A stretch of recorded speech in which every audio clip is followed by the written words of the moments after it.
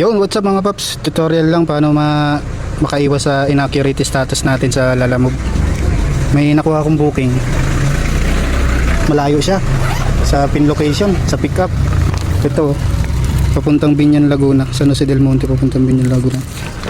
1 kilometer na yung layo. Ngayon, puntahan natin yung pinin ni sir bago natin picturean. Para hindi tayo labasan ng ng inaccurate status dun sa ating account.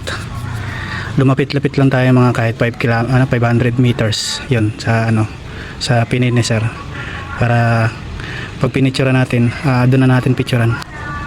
Yun lang mga paps. So yun mga paps, nandito tayo sa malapit sa pinin ni sir na location sa pick up. Nasa 100 meters na lang siya. Saka natin siya picturean ngayon. Hindi na lalabas yung inaccurate status. Ganun lang pa maiwasan yun paps.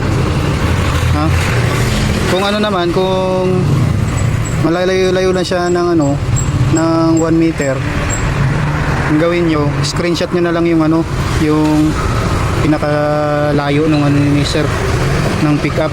Screenshot nyo tapos i-send nyo sa message sa apps, sa Lalamove apps, para makita ni Lalamove na mali yung pinin ni location ni customer. So ngayon picture na natin to kasi malapit na tayo sa ni sir 180 meters na lang yung layo. So hindi na yun lalabas yung inaccurate. Ganun lang mga paps. Peace out.